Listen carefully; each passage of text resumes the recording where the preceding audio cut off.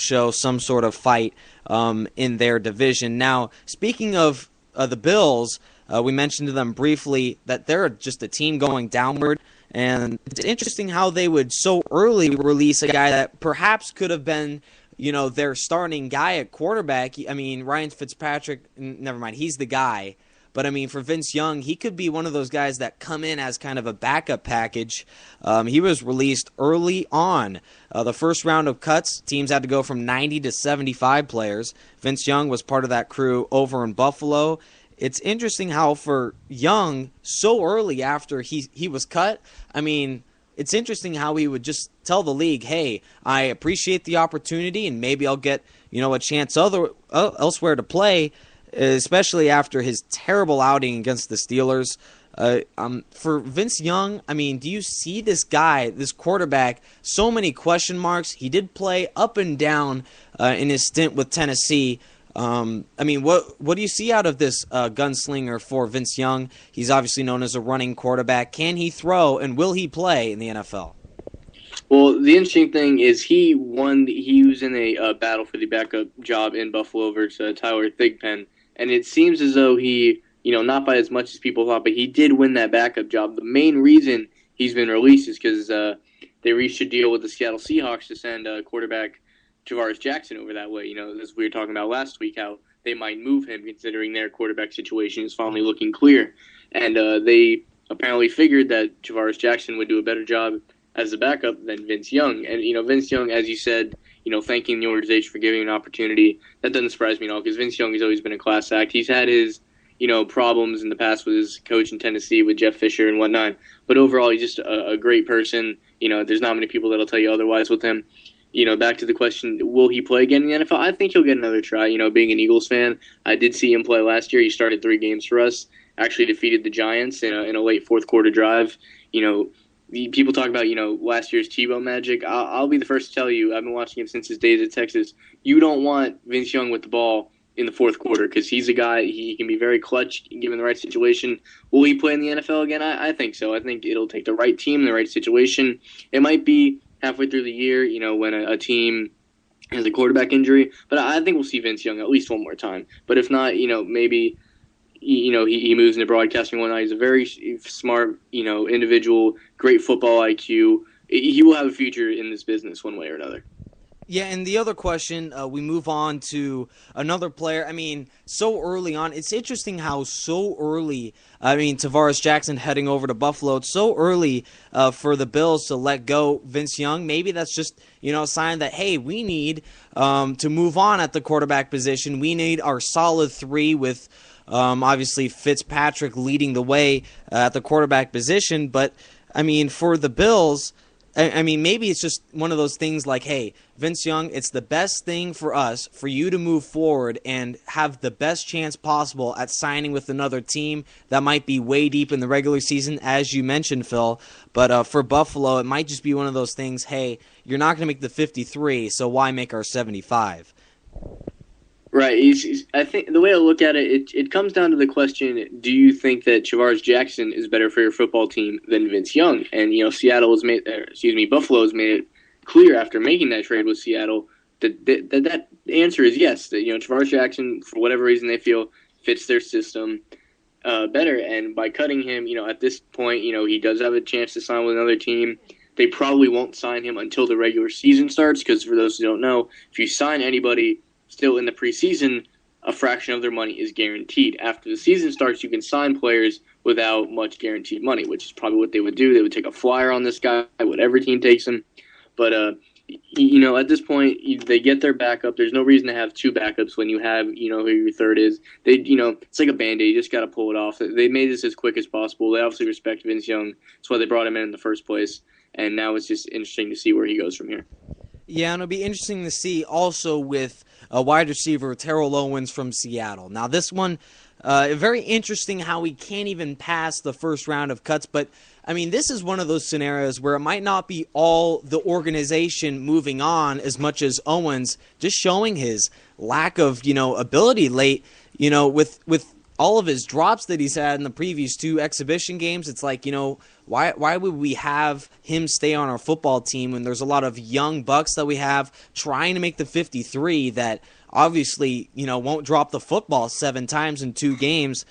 For Terrell Owens, do you see, after his terrible performance for Seattle, having any sort of a comeback year, or is this, Owens out the door in the NFL and a possible retirement for the veteran now in Seattle? Well, the T.O. situation is completely different than the Vince Young situation. Some people are surprised what happened with T.O. Really, the difference is he was outplayed by another guy going for that job. It was pretty apparent at the start of this training camp that Terrell Owens and Braylon Edwards were fighting for the same roster spot. That town was not big enough for the 2 of them. Mm-hmm. And Braylon Edwards, just, as clear as day, outplayed T.O. in the preseason games. He scored a great touchdown in their first game. He just outplayed T.O. point blank. And since they're both gunning for the same spot, it's not, T.O., his second game coming along a little bit, 2 receptions, 41 yards, had a great, lean back catch, thrown by Russell Wilson. And, he might have been coming along a little bit, but, they have some pretty decent receivers on the team. They have Deion Butler, great speedster. Sidney Rice will be back from injury relatively soon. And it's one of those things, they wanted it to work for T.O. or they wouldn't have brought him in the first place. But it just comes down to another guy that's going for the same position outplayed you. And T.O., even saying on Twitter that he thanks the organization for the opportunity. And, he loves everybody there. He has no bitterness towards them because, as competitive as he is, he can admit when someone outplays him for a job. And that just seems what happened there. Braylon Edwards beat T.O. in a one-on-one competition for a roster spot. Yeah, and now it's Owens. How will he be able to fare in the NFL? Can he sign some sort of a 1-year deal, some sort of a, hey, we need some, some leadership at the receivers position. We're late in the year, battling for a playoff spot, and we have a lot of concerns at receiver, maybe some injuries. That's where you sign Owens to perhaps a 1-year deal. And for a team like Seattle, so much flux on the offensive side of the ball. Carroll just named Russell Wilson the starter there at quarterback. You sign the big deal to Matt Flynn, and he can't even get the starting quarterback job. Now it's, just this offense. It'll be interesting to see just how many times they run the football. I mean, Russell Wilson, just a rookie, very raw coming right out of college in the 4th round, and then now you have a guy, in Terrell Owens leaving so early in preseason cuts, no longer with Seattle. It'll be interesting to see how the Seahawks perform on the offensive side. Yeah, we talked about, as far as quarterback battle goes, we talked about it for the past 2 weeks. It's often hard to not be hindered by the big money contract. We're talking about Kevin Cobb and also with Matt Flynn, and I have to applaud Pete Carroll for even considering giving the job to Russell Wilson and not giving it to Matt Flynn simply off the contract. I think he let the 2 play, and Russell Wilson won the job from Matt Flynn on the field, which is where it matters. And even with that money, I think Russell Wilson's making a 1/6 of what Matt Flynn is making right now. Mm-hmm. But Pete Carroll's trying to put the best team possible on the field. He can't let emotions or finances get in the way too much, which, I'm sure he would have loved for T.O. to work out, but he didn't let his emotions and the connection, because reading an interview online about, his chance with him, he said that, he loves the guy. He was a pleasure to be around, but he did not let that relationship get in the way of making the decisions for his football team. So I got to hand it to Pete Carroll, whether it be emotions or finances. He's doing his best to put the best team on the field. Yeah, now it's interesting just how the Seahawks handle their quarterback position. You have Tavares Jackson in a trade. He's no longer with the Seahawks. Russell Wilson, your starting gunslinger, makes, I would say, maybe even less than a 1/6 the money that Flynn makes. I think he had something like a $40 million deal with the Seahawks, and for him to play the backup job, it's very interesting how the Seahawks will handle that. And Pete Carroll, a very college coach. He was a lot of questions coming for this guy coming right out of USC, and this year might be another one of those years. He has a lot of questions to answer on the field this year. How the Seahawks play, the defense will come in and perform. And in that wild NFC West, can the offense get it done with the Niners?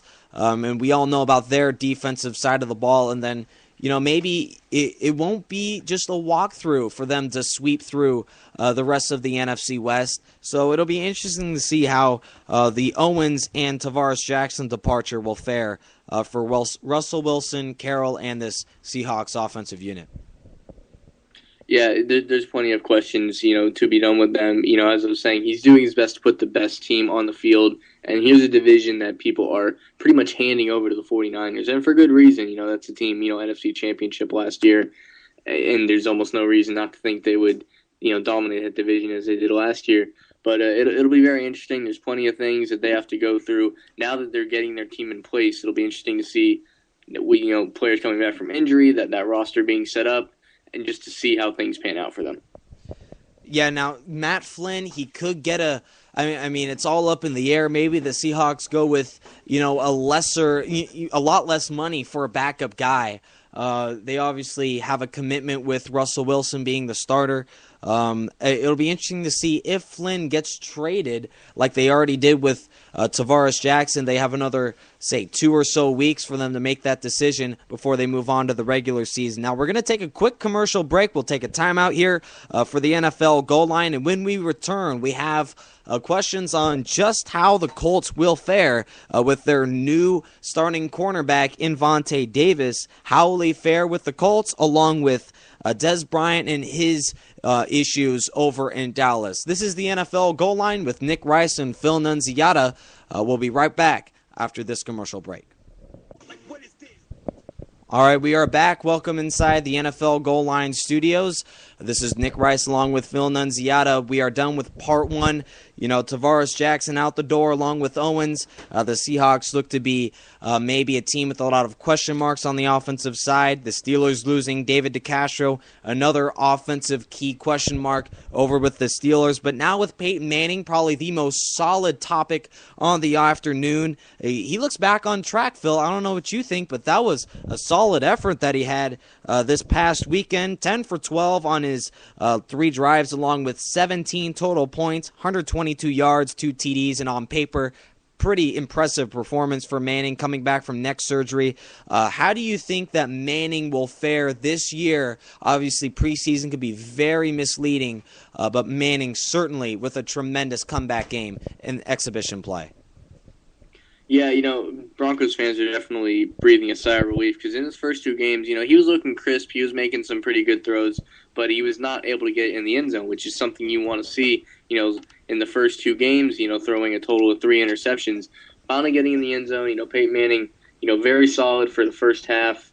10 of 12 for 122 yards and 2 touchdowns against a very good, 49ers defense, and maybe it's Peyton Manning rising to the occasion, and possibly even more important than his numbers, we finally got to see Peyton Manning get hit, and he got hit hard. He got hit, I think, 2 to 3 times in that game, and he was able to get up. He was totally fine, which is something people are going to like to see. His health is in the right place, and Peyton Manning definitely getting on track. He's probably still got plenty more to go. He seems to be having really good connections with Eric Decker. They seem to be working out a chemistry very fast. Eric Decker catching both the touchdowns, and I think things are definitely looking up for Peyton Manning in Denver. Yeah, actually, we have Peyton Manning looking very impressive. We have a caller on the line, though. We have a 650 number, and Robert Dieters, the lead man here for National Sports. He is on the air right now. We have a call. We're just calling him right now. Robert Dieters set to join us on the show, possibly looking to make his case for Peyton Manning. We're trying to get this call in to Robert Dieters. We'll have to wait and see if he can answer the phone. Obviously, let's see here. All right, we aren't getting an answer for Robert, unfortunately. He might return our call later on in the night. But obviously, Peyton Manning, let's go back to that story for Denver.